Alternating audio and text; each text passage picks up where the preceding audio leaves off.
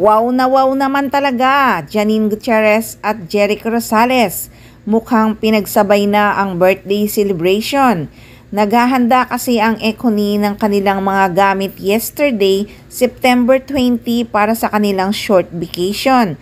Kasi nga halos magkasunod lang ang birthday ng Econy.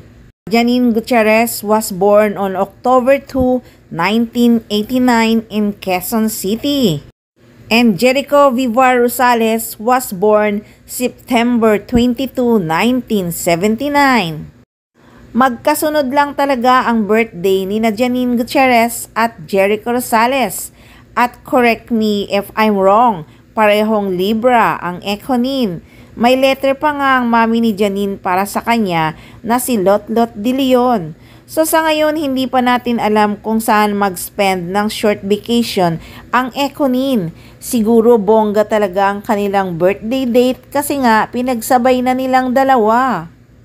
Nako, ngayon pa lang ay sobrang excited na ang mga fans sa short vacation ng Econy. Siguradong kikiligin na naman sila sa mga paayuda ng Econy sa susunod na mga araw.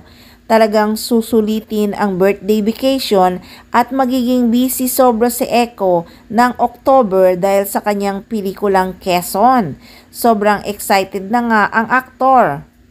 I've never been so excited about the film. No offense to my other films and other projects, but this one's pretty special, and I just can't wait for everyone to watch it because everyone was so excellent in the film. Direct's writing was funny, it's heartfelt, and all emotions mararamdaman mo talaga, and I've never been so proud.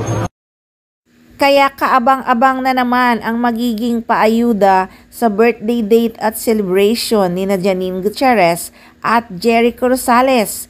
Total pareho silang Libra.